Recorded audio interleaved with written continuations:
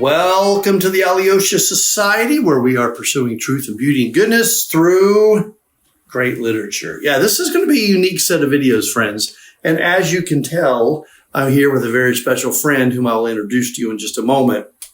But this is going to be video number 1 out of 5 total, walking through C.S. Lewis's classic, amazing, wonderful retelling of an ancient myth. And the name of the book is Till We Have Faces. So this will be video number 1.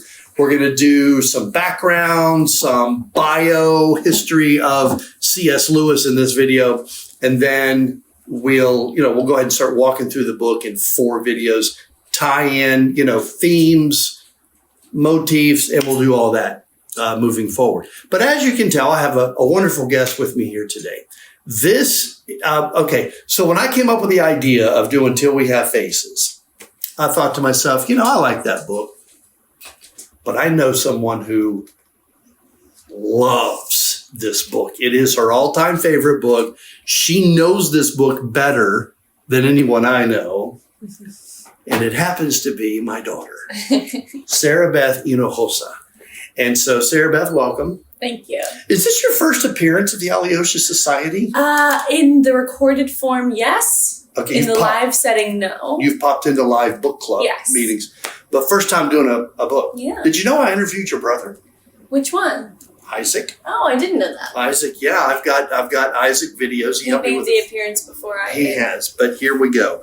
You like this book, don't you? I do. Are you pretty pumped about talking about it? I am. I love Till We Have Faces. I've loved it since I was very young, and it's followed me through every phase of my life. So. You read this book when you were first how old? I was in 6th grade so when I first 12-ish. read it, yes. 11-ish. I loved it. I flew through it, and I've reread it every few years for the last decade plus. And you get more out of it every time? Yeah. Okay.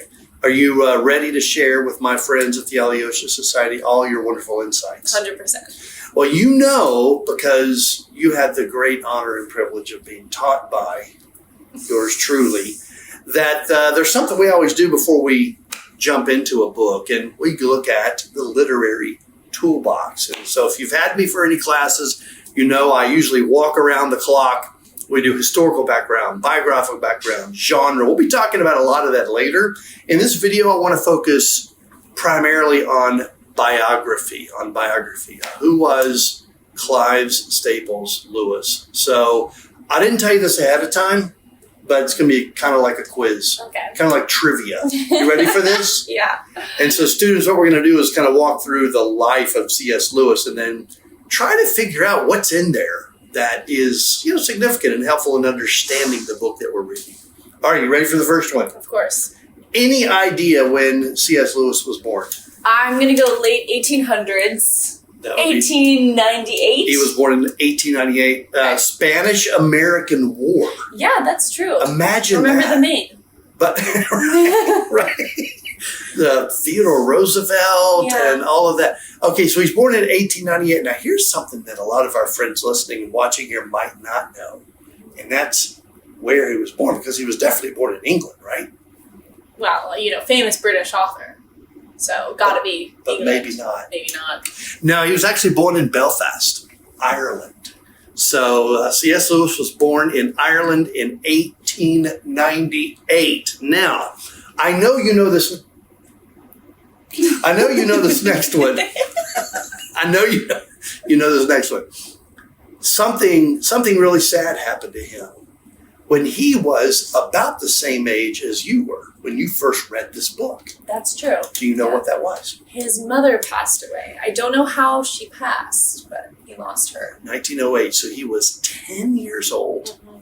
Mm-hmm. And I can't even get my brain around that, to be honest with you, because I'm older. Let's just leave it at that. My mother is still alive. Mine too. Murmur.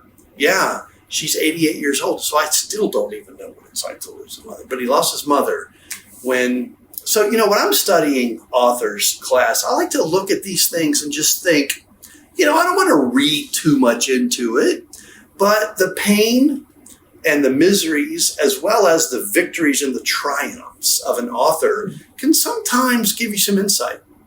into not only what stories they're telling, but how they tell them. and why they tell them and so forth. And interestingly, mother figures don't really show up in a lot of his novels. They don't show up in Narnia, and they don't show up. There's no mother until We Have Faces either. So there is sort of a conspicuous absence of that in his writing. Oh, that is very interesting. I never really thought about that. Yeah, it makes me sad. Very, very sad for him. And for all folks who would lose their mother that early in life. Okay, so he's 10 years old. It's 1908. The world does not know what's getting ready to happen 6 years later. I have said to my students that there might not be a more pivotal event in world history, unless it's a very bold claim. You have any idea what I'm talking about? The Titanic sinks. Well, of course, without which we would not have the great performance by Leonardo DiCaprio. Okay, there it is. I didn't see that coming. World moving. But there's a lot here that I didn't see coming, to be honest with you, for the last 22 years. World War I. She knew that. World War I. Can you talk briefly about, what is your understanding of why World War I is such a big deal? Well, it was a time where our ability technologically in warfare increased and intersected with the most egregious sort of violations of human rights. So trench warfare. We had this ability. We had tanks now. We have machine guns. We have these, weapons of destruction, but we don't have the ability as a society yet to create laws of war and regulate these things. So it ends up being a loss of tens of millions of lives and many, many more of people who are traumatized and injured and deformed. Economies are destroyed. Boundaries are rewritten. It completely shapes how a generation understands suffering and politics and humanity. Man's inhumanity to man. You've probably heard that phrase. So, friends, if you've taken any of my other courses, probably especially Great Books 3 and 4, I make a huge deal of this romanticism of the 19th century, this optimism, this hope. Man is basically good and his progress is inevitable. Takes a big baseball bat to the forehead. A lot of philosophers in the late 1800s believed that we had achieved world peace, actually, because there was, in Europe at least, of course, China and Japan and Russia had their own wars going on at the time, but in Europe, there was a time of kind of remarkable peace after the Prussian Wars. So a lot of people believed that we had made it. Yeah. No, not really. Yeah, we didn't. Didn't. And so it kills that optimism. And then, of course, friends, you know how this works after World War I. We have really, the historians call it the age of despair, the lost generation of the 1920s. And we read Hemingway, and we read some of the darker authors during this time who are reflecting that. But do you know why it's a little bit important for us to even mention World War I? Now, what does World War I have to do with C.S. Lewis? C.S. Lewis lived through it and also fought in it. He did. Yeah. Yeah, and I don't, I may be putting you on the spot with this one, but do you have you ever done any reading about his experience at World War I or the impact it would have had on him? I haven't done reading on it. He seems to, in all of his works, grapple with the problem of suffering from a very young age. From the time he's in an undergraduate, he's grappling with how can a good God allow pain in the world. So I can imagine that's shaped by his experience in this war. That is gonna come into play when we start talking about Till We Have Faces. Yeah, and so, and for friends who are maybe new to C.S. Lewis was not really a Christian before, say, 1930, was he? And he was a passionate atheist. It was a part of his identity. Right. So he was an atheist, and I think that we can assume that this barrier, this hurdle of the problem of evil probably had something to do with maybe his determination, his steely determination to believe, well, there can't be a good God involved. So we've got born in 1898. We've got mother dies when he's 10. Then he goes and experiences the horrors of World War I. If I remember correctly, I think he went into the military in 1917. So that puts him at 19 years old. He's still a very, very young guy, and he's already experienced some horrific things. Okay, now, right around this same time, something very fascinating happened. Mm-hmm. C.S. Lewis, so he went into the war in 1917. A year before that, he read a work by the individual whom he would later say would be one of his favorite authors and most influential in his life. Do you know who that was? I do. George MacDonald. George MacDonald. Yeah, we don't read any George MacDonald in the Alyosha Society, but it wouldn't be uncommon for some Fantastes, for example, is usually read. So he reads George MacDonald and talk a little bit about genre, because I think it is going to come into play with how he handles this book. What kind of writer was George MacDonald? 19th century author. Yeah, George MacDonald dealt with a lot of mythology and magic in his work, and also a supreme love for nature. And so really the biggest influence we can see George MacDonald having on Lewis is in Narnia. Right. That is very evident, but also his obsession and interest with mythology and magic is relevant in Till We Have Faces as well. Because we're going to be talking about a retelling. It's going to be a retelling of a Greek myth. Yeah. So I think it's fair to say that there's no C.S. Lewis as we know him if he doesn't have this encounter with George MacDonald. Yeah. I think that's fair enough. And that's another thing, students. If you've had me much, you know, when we read a book, I'm pretty big proponent of finding out, well, who were the influences for that person? Who are the authors that impacted that writer? Whoever it is, because there's always somebody. There's always somebody that came before that author that impacted them, and it'll give you some insight when you're reading that author's works. Well, from here on, I'm not going to get into the nitty-gritty details. We could spend hours and hours and hours on the fascinating life of C.S. Lewis. But basically, after the war, he teaches. Mm-hmm. He's a professor. Do you remember what he taught? Medieval literature? Is that what it was? Medieval literature, history. He was a medievalist. He was an expert. He liked to, he and his friend Tolkien liked to dig deeper into languages that would have been important to understand, Old English and so forth. So he teaches at Oxford for 29 years. And during this time, he meets this now very famous Roman Catholic professor named J.R.R. Tolkien. Now, is Lewis a believer when they first meet? No, he's not. He's not a believer. Is Lewis a believer after he spends some time? At some point in his journey, he converts not to the chosen creed of Tolkien, but to a creed nonetheless, and becomes a Protestant. Yeah. Right. He did join the Anglican Church. So it's somewhere around 1930, 1931. How old's Lewis at that point? 32. 32. So he's in his early 30s. He has been a pretty dogmatic, outspoken atheist up to that point. Now he is completely turns over. Yeah, he has a period of time, which he writes about in Surprised by Joy, where he decides that atheism is not tenable logically, and he becomes like an agnostic for a bit. But that doesn't last too long. Right.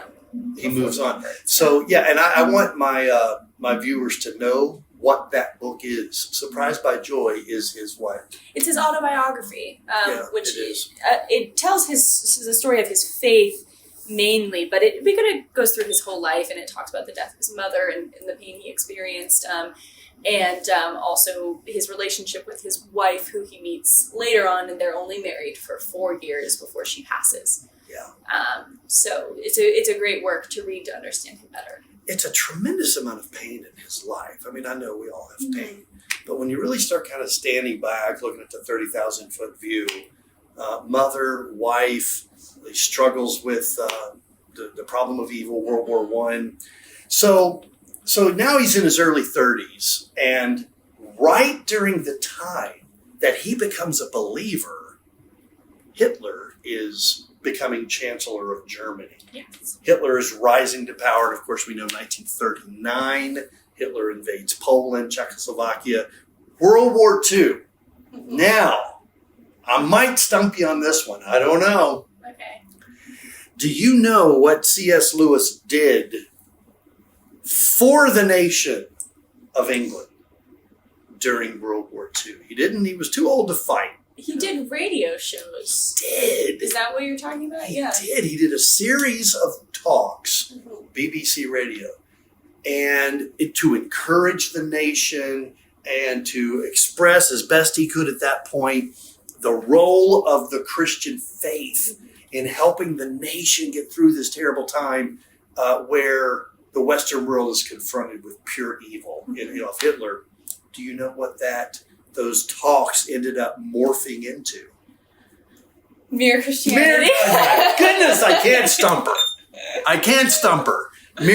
Mere Christianity. So when you read Mere Christianity, you're reading, first of all, a wonderful work of apologetics, but you are also reading the heartbeat of a man who not only loved his nation, but loved God and was trying to encourage his nation. I mean, they were being bombed. Yeah. That's not something we here in America are really familiar with. No, we haven't experienced No, we don't experience bombing. But London was being bombed. Yeah. And of course, we have a little bit of that context in Narnia, which is kind of fascinating with the kids. Which brings me up to Narnia. So World War II is over in 1945. Narnia is published, or at least The Language of Wardrobe was published in 1950. So it is after World War II. And something happens two things happen in 1956, which really served to kind of bring that pendulum over from all this pain and suffering in his life. Do you know one or both of the things that happened? I know that he published Till We Have Faces in 1956. I don't know the other. He got married. Oh, he marries Joy. He did. Who, while they were friends, helped him write Till We Have Faces. Yeah, and so, wow. So he gets married and he writes Till We Have Faces. Now, he didn't just come up with Till We Have Faces and, run home and scribble it down. I've heard you talk about this a little bit. He actually spent a pretty long time thinking about it and crafting it, correct? Can you talk a little bit about that? Yeah, so he theorized that this would be an interesting story when he was an undergraduate, that we could take a myth, a Greek myth that's very famous, and tell it from a different character's perspective. When he was an undergraduate, he tried to work this out in the form of poetry multiple times. Most people agree that his poems aren't all that great, but he fancied himself a poet and he loved writing poetry. But it's not what he's remembered for. When he ends up sitting down to write this 30 years after he's first come up with the idea, he's now a believer and he has a completely different spin on it. And he actually writes the manuscript in a very short period of time, just a few weeks, that he's able to write the entire thing. So he comes up with the idea before he's a Christian. So this would have been about 5 years before he was a believer. So mid-20s? Yeah. Right, okay. And then, so you're saying he kind of stores it in the back of the mind. He kind of chews on it. Probably formulated a whole lot of thoughts on it. So it was like percolating in there for 30 years? Yeah. So, friends, when you read Till We Have Faces, you're not just reading a whim. You're not just reading something that an author whipped out over a long weekend. It's very thoughtful, and it was special to him. How special was it to him? In his mind, it was his magnum opus. It was the best thing he'd ever written, and Tolkien agreed. To Tolkien, it was also his best work. Now, that is fascinating, because Tolkien did not like Narnia. So did he? Tolkien didn't like Narnia. Or his poetry. Well, we can forgive Lewis for not being Homer. Okay, but the fact that they agreed on that. But the other thing I find fascinating about it is today, especially in Christian circles, but not even exclusively in Christian circles, when people think about Lewis, they think Narnia, they think Mere Christianity, they think Screw Tape Letters. Yeah, those are the big three. But how many people think, oh, well, he's the author of Till We Have Faces? Right. Yet it was, in his mind, his best work. Yeah. And we're going to explore it in the next 4 videos. Sadly, so this brings us up to 1960s, the death of Joy Davidson. And then Do you know what is really wild and unique about the day of his death in 1963? I do. It was the same day that our president was assassinated, Was. John F. Kennedy. Now, I taught you these. Do you remember which number president John F. Kennedy Oh. was? That's embarrassing. I knew all of these answers, and I don't know. She used to know all of them. like all the presidents. 33. That is so close! Oh. I know Truman was 32. Or Truman's 33. Three, yeah. 35. So Truman, Eisenhower, JFK. JFK was assassinated on November the 22nd of 1963, the same day that C.S. Lewis died. Thank you. That was kind of fun. Yeah. I've never done an intro video where I just kind of sit and have fun talking to one of my children. But there you go. Friends, what I want you to do, now Sarah Beth, let's tell them what they should read before the next video. How many chapters? Basically, the book is divided into two big sections. Yeah, the book is divided into two big sections, but the first is much larger than the second, significantly. Okay. So for the next video, you should read the first 15 chapters. Okay. Yeah. Friends, read the first 15 chapters of Till We Have Faces, and in video number 2, we're going to start walking through it and talking about it in way more detail. Thank you.